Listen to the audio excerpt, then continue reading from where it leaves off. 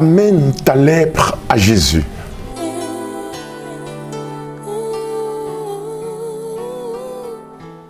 Shalom bien-aimés, nous vous saluons dans le beau et précieux nom de notre Seigneur et Sauveur Jésus. C'est un grand plaisir pour moi de vous retrouver aujourd'hui encore pour vous apporter cette bonne nouvelle de l'évangile de Christ.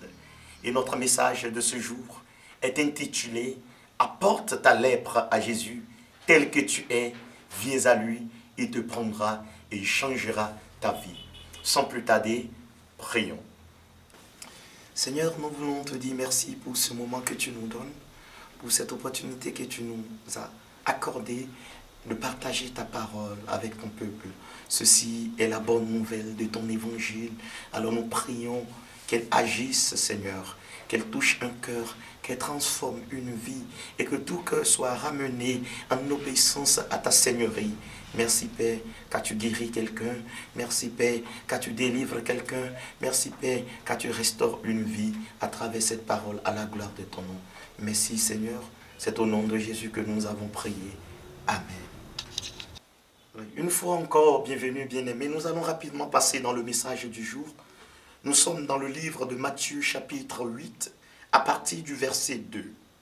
La Bible dit dans la version Louis II ici, « Et voici un homme lépreux s'étant approché, se prosternant devant lui et dit, « Seigneur, si tu le veux, tu peux me rendre pur. » Jésus étendit la main, le toucha et dit, « Je le veux, sois pur. » Aussitôt, il fut purifié de sa lèpre. Amen. De toute la Bible, vous savez, la lèpre était une figure, une allégorie du péché. Et quand nous allons commencer à voir ces caractéristiques, vous verrez que cet homme dont Jésus parlait, dont la Bible nous parle ici, il ne s'agissait pas nécessairement d'une lèpre physique où les mains et les doigts étaient coupés d'ulcères, mais il s'agit aussi d'une lèpre spirituelle qu'est le péché. Et vous savez que vous soyez riche ou pauvre, intellectuel ou non intellectuel, président, député, pasteur, bishop, archbishop, simple fidèle, tout le monde peut souffrir de la lèpre. Et si nous voyons dans la Bible, que ce soit la prophétesse Myriam, que ce soit le général Naaman, ils étaient nombreux, que ce soit le fils du prophète Géasi, ils avaient souffert de la lèpre. Et la lèpre, c'est Dieu seul qui l'a guéri. Nous allons donc voir ce qui s'est réellement passé avec cet homme. Alors cet homme qui souffrait de cette lèpre, qui était abandonné de tous, il a entendu parler de Jésus, il a entendu parler du Fils de l'homme, et il a dit, s'il est ainsi qu'il est Jésus, j'irai vers lui. La lèpre, je vous parle de la condition de ce lépreux qui s'est approché de Jésus, pour que nous puissions cerner toute la scène et ce qui s'y passait. La lèpre empoisonne la vie de celui qui l'a, comme le péché empoisonne nos vies. On n'a plus de paix avec Dieu, on n'a plus de paix avec sa conscience, on n'a plus de paix avec les gens autour de soi, et on n'a plus de paix avec la société. Bien aimé, un simple péché, un simple fait que nous commettons, à quand par un simple vol, a embobiné la mort, ça a empoisonné sa vie, ça a souillé sa vie. Le simple regard de David a souillé sa vie. Un simple toucher, non, on n'a rien fait, on s'est juste touché, ça peut te souiller. Tout ce à quoi la lèpre touche souille. Et il n'y a que le sang de l'agneau qui puisse purifier ça. La lèpre va au-delà de la peau. Ce n'est pas seulement l'apparence que nous voyons. Et c'est pour cela, certains peuvent entrer en train de me dire maintenant, mais moi, je ne suis pas un pécheur chronique. Je ne bois pas, je ne commets pas l'adultère, je ne parle pas mal des gens. La lèpre, ta lèpre peut ne pas être manifestée, mais tu peux être en train de souffrir d'une lèpre sans le savoir. Car la lèpre va au-delà de la peau. L'on ne pêche pas parce qu'on est un pécheur, mais l'on ne pêche pas parce que l'on est un pécheur, mais l'on pêche parce qu'on a un cœur qui est rempli du péché. La lèpre touche le nerf, la lèpre touche le cerveau. C'est pour ça que l'on devient insensible. Peut-être aujourd'hui tu es devenu insensible à la parole de Dieu. Tu es devenu insensible aux instructions divines. Tu es devenu insensible aux choses spirituelles. La lèpre a commencé. Cours vers Jésus aujourd'hui et il te sauvera. Il te réconciliera avec le Père. On ne la cache pas. Bien-aimé, porter des habits, faire de l'apparence, les actes religieux, le maquillage ne cache pas la lèpre. Ça ne cache pas notre vie de péché. Ça ne cache pas la souillure qui est en nous. Pas parce que tu chantes à l'église, alors tu peux mener une vie de souillure. On ne cache pas son service de Dieu avec sa vie de haillon. Mais on la porte devant Dieu et Dieu nous purifie. On s'expose à la grâce de Dieu. Et Jésus, dans sa miséricorde, nous accueille tels que nous sommes et nous lave par son sang. Naaman était un général, mais il souffrait de la lèpre. Chaque fois, il la cachait par son treillis. Chaque fois, il la cachait par des gants, par ses bottes. Mais si tu continues de cacher ta lèpre, elle continuera de te ronger jusqu'à un point où tu ne pourras plus la cacher. Tes doigts vont commencer par tomber. Ta main va commencer par te lâcher. L'odeur va commencer par sentir. Et ce que tu refuses va venir. Mais pendant que tu m'écoutes, aujourd'hui est ton jour de grâce. Tu peux prendre la bonne décision de venir vers Jésus avec ta lèpre. Je ne sais pas ce qui est ta lèpre à toi. Elle peut être interne comme externe. Mais Jésus est prêt. Pendant que tu entends sa voix, fais le pas et viens vers lui. Cet homme était tout couvert de lèpre. Il n'avait plus que faire. Il n'avait plus d'issue. Tout le monde l'avait abandonné. Il était sur le tas d'ordures. Il était dans le relégat des lépreux. Plus de famille, plus de compassion. Rien pour lui. Comme tu es cloîtré dans ta conscience, comme tu es encloîtré dans cette prison de la pornographie, de la masturbation, de la drogue, de l'alcoolisme, de l'adultère. J'y ai été, mais Dieu m'a délivré. Si toi aussi, tu peux lui ouvrir ton cœur, si toi aussi tu peux venir vers lui, il va te libérer.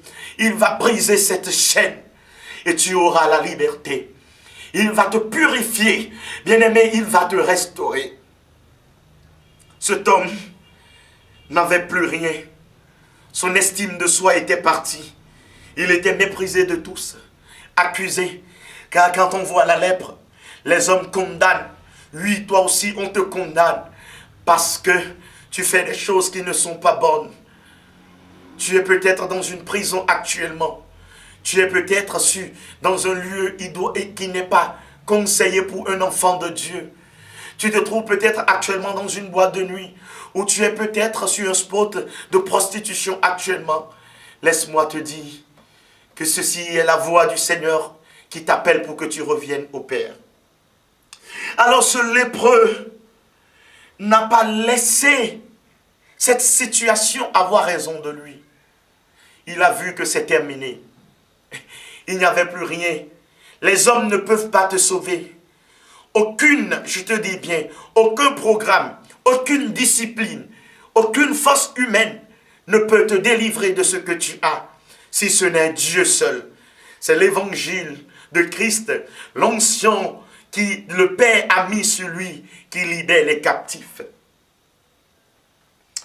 Mais quand Jésus rentre dans une scène, il change la scène et réécrit l'histoire. C'est ça la bonne nouvelle que je t'apporte aujourd'hui. Dans cette société où nous sommes dans le 21e siècle, où tout le temps à nous détourner de Dieu, à nous tourner vers nous-mêmes ou vers le diable, tout nous emprisonne, tout nous lie, tout tourne vers la dépravation, tout tourne vers la corruption, la morosité. Je te dis que Christ est là il entre en scène. Que faire donc dans cette situation désespérée? Il n'y a qu'un seul moyen, il n'y a qu'un seul espoir, c'est d'aller vers Jésus, le Fils de Dieu. Je ne dis pas d'aller vers une religion, d'aller vers un pasteur, un prophète, une église. Non, mais d'aller vers Jésus, le Fils de Dieu. D'entrer, de laisser la parole nous toucher, de laisser la parole nous délivrer. Il faut aller vers Jésus. Alors ce lépreux est allé vers Jésus. Et son attitude m'a beaucoup touché. Il dit, Seigneur, si tu le veux, tu peux me rendre pur. Il avait la foi que Jésus seul pouvait le sauver. Il avait la foi que Jésus seul pouvait le délivrer. Il était déterminé. Je suis sûr que le jour-là, quand il voulait quitter le rang des lépreux, il lui aurait dit, mais qu'est-ce que tu vas faire parmi les gens? On nous a laissés ici. Ne va pas là-bas. Il aurait peut-être peur de partir, mais il a ignoré les conseils des lépreux.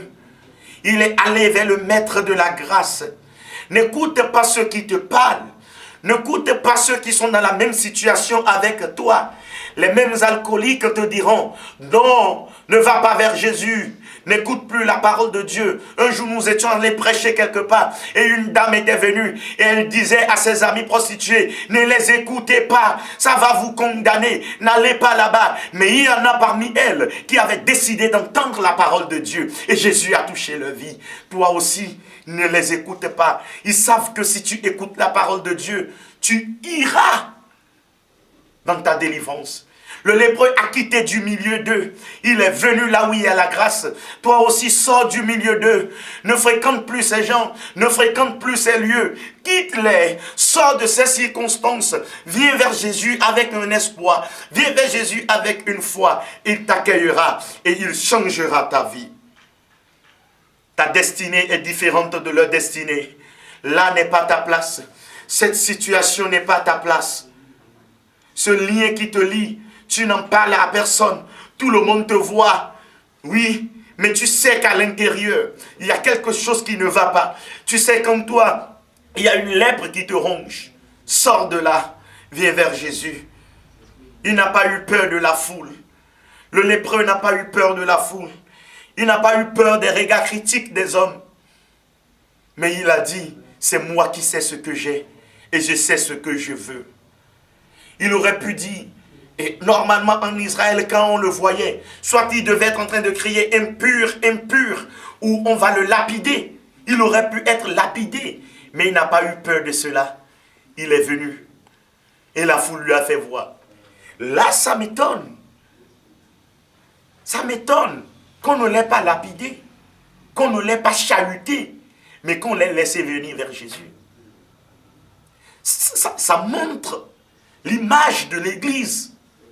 Quand les gens ont soif de Dieu et viennent à l'Église, souvent ce que nous voyons, c'est que c'est les gens au sein de l'Église qui les condamnent encore. C'est nous-mêmes qui les accusons encore. C'est nous-mêmes qui les voyons encore comme des pécheurs. C'est l'Église qui critique. Quand la personne vient dire quelque chose, soit on va le dire fidèle ou on prêche avec. Cette foule n'a pas fait ça. Mais cette foule a eu une attitude. Ils ont su que tous, ils étaient des lépreux, qu'on voit pour quelqu'un ou pas. Et ils se sont tous accourus vers Jésus afin qu'il les délivre de leur lèpre. Ils savaient tous qu'ils avaient tous besoin de la grâce de Dieu. Bien-aimés, dans une église ou dans une congrégation, tous ont péché, sont privés de la gloire de Dieu. Nous tous sommes au pied du Seigneur pour sa grâce. Alors cessons ces accusations vaines. Cessons de rejeter les gens que le Seigneur veut accueillir. Cessons de chasser les gens hors de l'église. Elle était prostituée. Et maintenant quoi? Elle est venue vers Jésus. Il était un drogué. Et maintenant il est venu vers Jésus. Il a commis toutes les erreurs du passé. Et maintenant il est en Jésus. Pourquoi le rejeter? C'est Christ qui nous a tous accueillis par la grâce. Alors ne fermons la porte à personne. Église de Dieu, nous sommes appelés à manifester l'amour et la grâce de Dieu. Alors faisons-le. Que ta bouche ne soit pas un scandale. Que ta bouche ne soit pas une serrure. Mais ouvre ton cœur. Ouvre tes mains. Et comme c'est lépreux, permettons-lui d'aller vers le Seigneur aussi. soutenons-le, faisons-le de la voix. Alléluia. C'est ce à quoi Dieu nous appelle. Alors je passe par cette occasion pour parler aux sacro-saints, aux secrétaires du paradis qui se trouvent dans les églises, aux frères et sœurs qui sont les greffiers et les juges. C'est eux qui savent tel ira au ciel, tel n'ira pas au ciel, tel est bon, tel n'est pas bon. Arrêtez, il n'y a qu'un seul juge, c'est Jésus seul. Et voilà, il nous fait grâce aujourd'hui. Ne rejetez pas ceux qu'il appelle. Dieu vous bénisse pour ça. Ne rejetez pas ceux qu'il appelle, mais accueillons-les dans sa grâce. Une autre chose nous touche encore dans l'attitude de ce lépreux, ce sont ses paroles. Il est venu, il dit Seigneur si tu le veux. Il compte sur la souveraineté de Dieu. Il n'était pas venu s'imposer au Seigneur Jésus-Christ, mais il est venu comme le suppliant.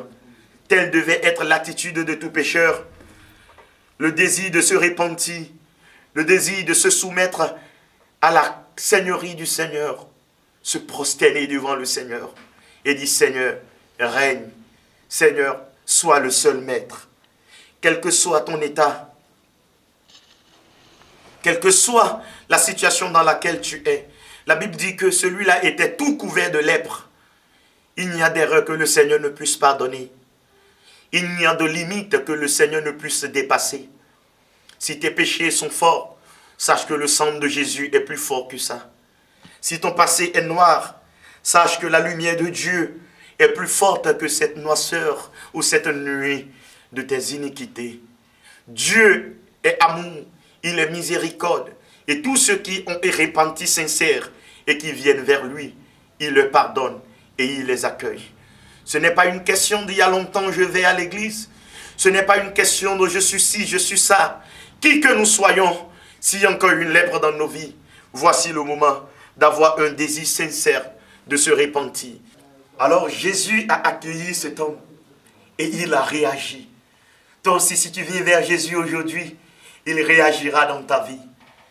Peu importe qui tu es, peu importe le fardeau que tu as, peu importe cette lèpre qui te ronge, viens vers Jésus et il réagira. Alors quand il est venu, Jésus a pris le soin de l'écouter.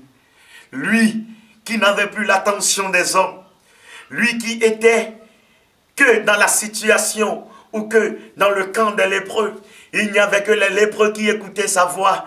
Il n'y avait que les pécheurs comme lui qui l'écoutaient. Il n'y avait que ceux qui partagent ta situation qui t'écoutent. Il n'y a que les drogués qui écoutent ce que tu veux dire. Ta famille t'a abandonné. Tes parents t'ont abandonné. Tu ne sais plus que faire. Jésus veut t'écouter. Il veut entendre ce que tu as sur le cœur. Et je nous exhorte aussi, nous hommes de Dieu, vous enfants de Dieu, peuple de Dieu, ayons de l'écoute pour ceux qui sont en souffrance. Ayons de l'écoute pour ceux qui ont ce poids. Ça manifeste l'amour. Alléluia. Jésus l'a écouté. Et plus encore, ça montre l'intérêt que Jésus a pour lui. Jésus ne l'a pas jugé après l'avoir écouté. Jésus n'est pas allé raconter aux gens le problème qu'il avait. Mais Jésus a pris le soin de l'écouter. Alléluia. C'était un signe d'amour et d'intérêt. Ensuite, Jésus l'a touché. Je suis sûr que ce lépreux s'attendait à tout, sauf à ce qu'on le touche. Qui toucherait un lépreux? Mais le Fils de l'homme, revêtu de toute puissance, celui en qui il y a la divinité, la lèpre ne peut pas l'engloutir. La lèpre ne pouvait pas le toucher, car il avait la nature de Dieu. Il était un fils de Dieu. Alors Jésus l'a accueilli et Jésus a réagi. Jésus l'a entendu, il ne l'a pas jugé. Jésus l'a reçu, il ne l'a pas rejeté, mais il l'a entendu. Non seulement il l'a entendu, il ne l'a pas entendu et aller raconter ça aux autres. Il n'est pas allé raconter son problème aux autres, mais il en a trouvé une solution, car il est le Dieu de toutes les solutions. Il l'a touché. Cet homme que personne ne voulait plus toucher, cet homme que personne ne voulait plus écouter, Jésus l'a touché. C'était de l'amour manifesté. Jésus n'avait pas peur d'être englouti par la lèpre car il était le Fils de l'homme.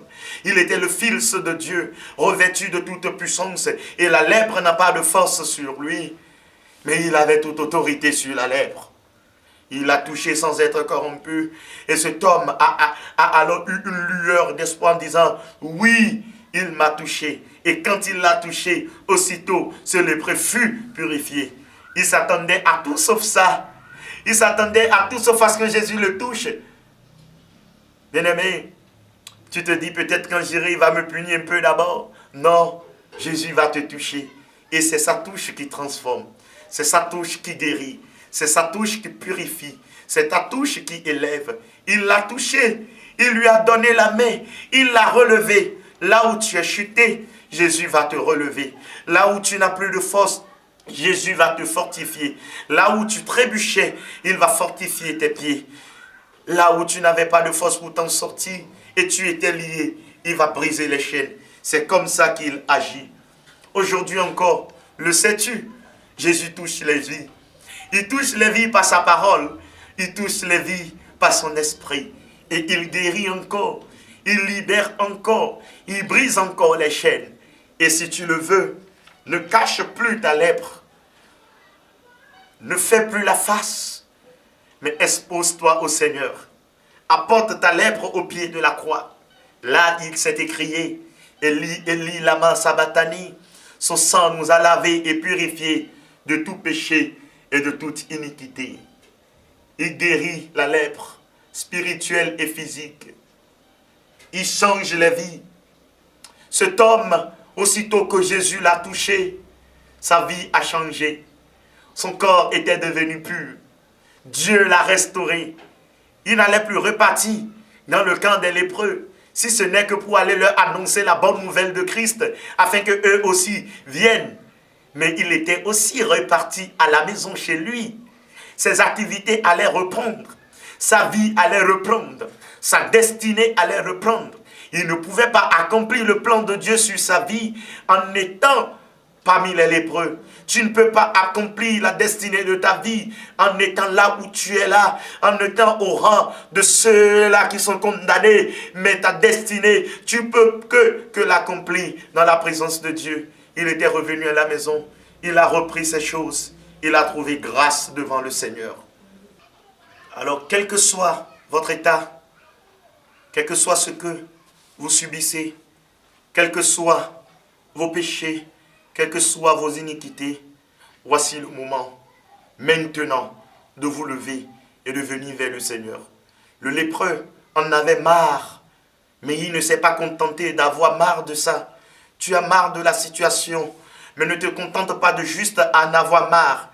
Lève-toi, aie la foi, aie un désir fervent de la repentance, de te repentir, d'abandonner cela et de venir vers le Seigneur. Lui, il est prêt à t'accueillir et te le pardonner. Jésus a ouvert ses bras aujourd'hui encore. Il pardonne. Les bénédictions, oui. La grâce est disponible. Mais ce qui importe d'abord, c'est notre repentance dans la grâce du Seigneur. Viens aujourd'hui tel que tu es. Peu importe le nombre d'années que tu as fait dans l'église, peu importe ton grand, peu importe que tu as, ce que tu es, amène ta lèpre devant Jésus et il la guérirait. J'aimerais te dire que ces bienfaits ne sont pas épuisés. Ces miséricordes se renouvellent tous les matins. Aujourd'hui, tu es celui-là que le Seigneur veut guérir. Tu es celui-là qu'il veut sauver. Tu es celui-là qu'il veut réconcilier avec le Père. N'endurcis pas ton cœur. Quand celui-là était venu, Jésus l'a touché et il l'a guéri. Fais le pas aujourd'hui. Viens à lui tel que tu es. Il va te toucher et à jamais ta vie ne sera plus la même. Sois béni.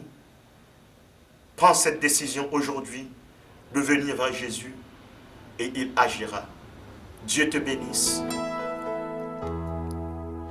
Tu es plus grand que ce que l'on dit. Jéhovah, tu es plus grand que ce que l'on dit. Tu es plus grand que ce que l'on dit. Tu es plus grand que ce que l'on dit.